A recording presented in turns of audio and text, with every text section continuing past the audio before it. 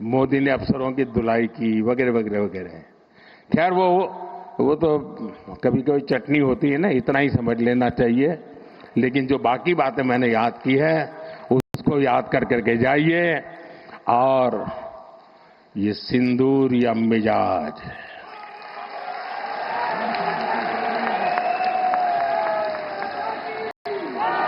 ये सिंदूरिया स्पिरिट, दोस्तों 6 मई की रात ऑपरेशन सिंदूर सैन्य बल से प्रारंभ हुआ था, लेकिन अब ये ऑपरेशन सिंदूर जन बल से आगे बढ़ेगा। और जब मैं सैन्य बल और जन बल की बात करता हूं तब ऑपरेशन सिंदूर जन बल का मतलब मेरा होता है जन जन देश के विकास के लिए भागीदार बने, दायित्व संभालें। हम इतना तय कर लें कि 2047 जब भारत की आजादी के 100 साल होंगे,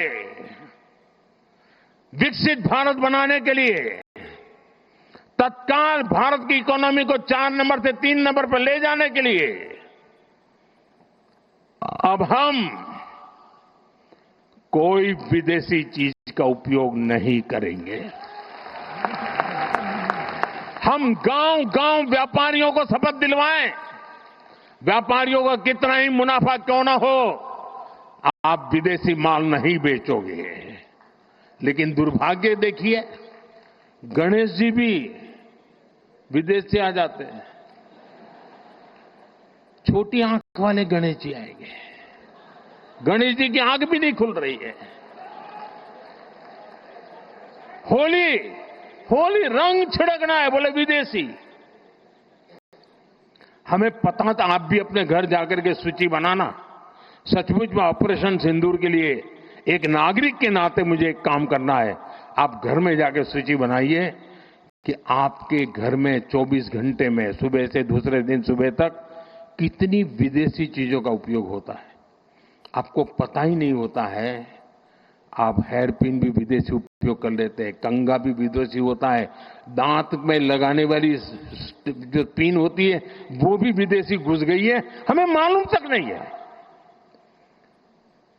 पता ही नहीं है। दोस्तों, देश को अगर बचाना है, देश को बनाना है, देश को बढ़ाना है, तो ऑपरेशन सिंदूर ये सिर्फ सैनिकों के जिम्मे नहीं है। ऑपरेशन सिंदूर 140 करोड़ नागरिकों के जिम्मे है। देश सशक्त होना चाहिए, देश समर्थ होना चाहिए, देश का नागरिक सामर्थ्यवान होना चाहिए। और इसके लिए हमने vocal for local, one district one product,